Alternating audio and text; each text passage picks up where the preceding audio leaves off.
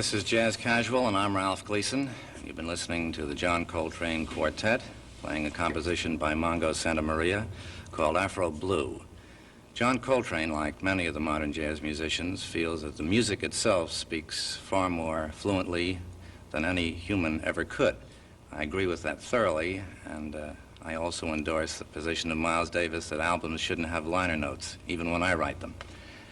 The thing that a modern jazz musician does, and which you should really keep in mind when you see him in concerts or see him in jazz clubs, is somewhat similar to looking at a poet standing in the middle of a supermarket and improvising poetry.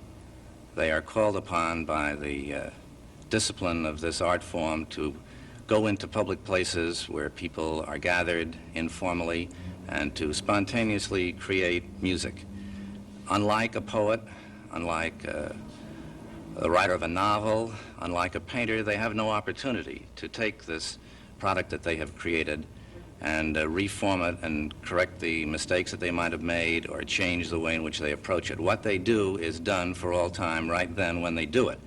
This is a very unique thing about jazz, and it's one of the things that gives it a particular quality of aliveness that makes it one of the most interesting and vital of all contemporary art forms. The first composition, as I said, was by Mongo Santamaria. It was in 3/4 time. Many jazz musicians love to improvise in that time.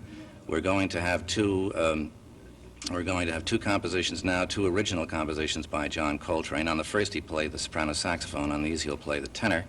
One of them is called Alabama, which he wrote fairly recently. The other is called Impressions. These are both compositions by John Coltrane, be played for you by the John Coltrane Quartet.